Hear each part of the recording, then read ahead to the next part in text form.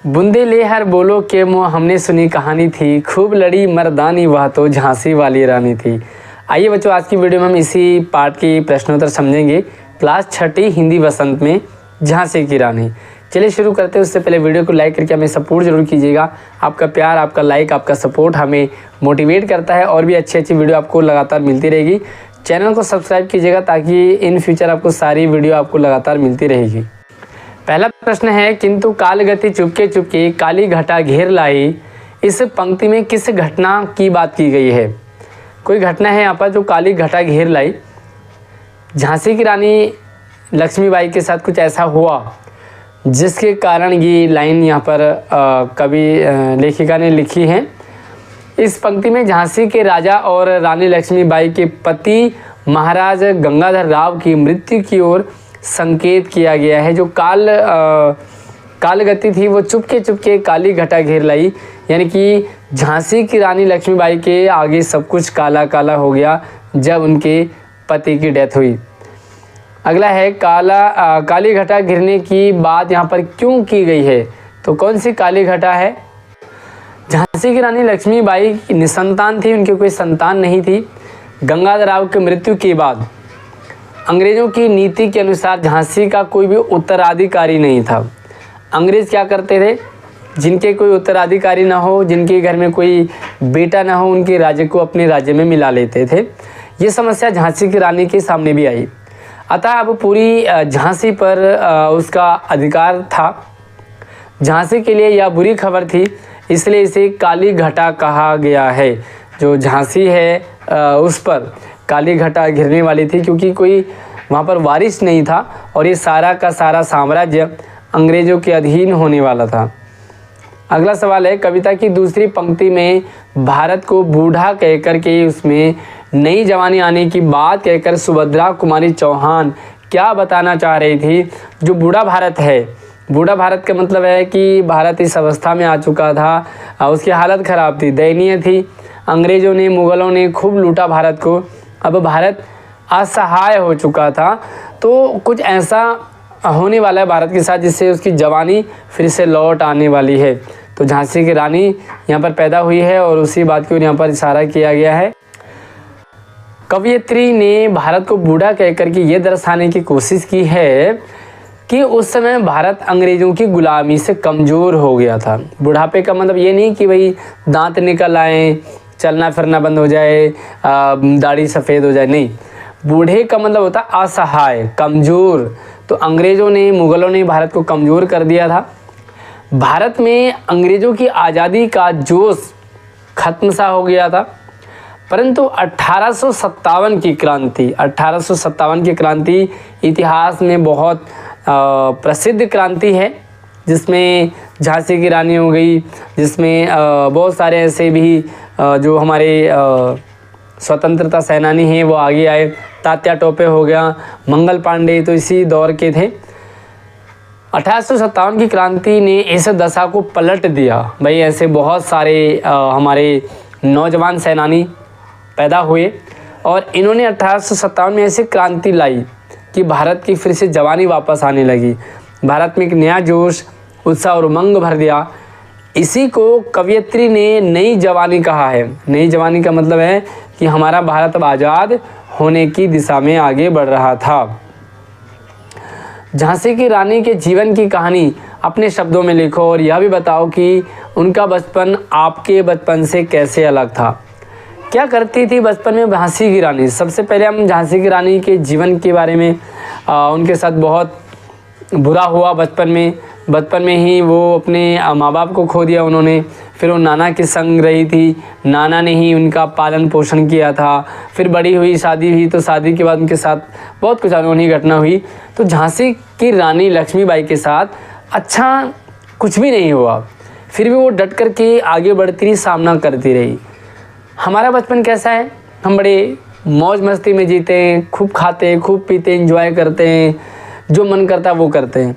लेकिन झांसी की रानी जो लक्ष्मीबाई है, उनका बचपन बहुत कष्टमय था। उन्होंने बहुत संघर्ष झेला, फिर भी उन्होंने हार नहीं मानी कभी भी। तो लक्ष्मीबाई जी की बचपन और उनकी कहानी पर एक बार नज़र डालते हैं। रानी लक्ष्मीबाई अपने माँ बाप की अकेली संतान थी। उनको लोग छबीली नाम से भी बुलाते थे। जहाँ हमारा बचपन खेल कूद में ही बीत जाता है, उन्होंने बचपन में ही युद्ध विद्या में महारत हासिल की। वो युद्ध विद्या के बहुत सारे कौशल सीखने लगी। तलवारबाजी, शिकार के प्रति उनके प्रिय खेल थे। उन्होंने शिवाजी महाराज की गाथाएं मुँह जवानी याद की थी। और हम अपने बचपन में दोस्तों के साथ घर में खेलते कूदते, लेकिन रानी झांसी लक्ष्मीबाई जो है वो बहुत सारे कौशल सीखती थी। और माँ की डांट सुनकर ही घर आते थे। कम उम्र में ही लक्ष्मीबाई का विवाह झांसी के राजा गंगाधर राव से हो गया, परंतु उनकी जल्दी ही मृत्यु हो गई।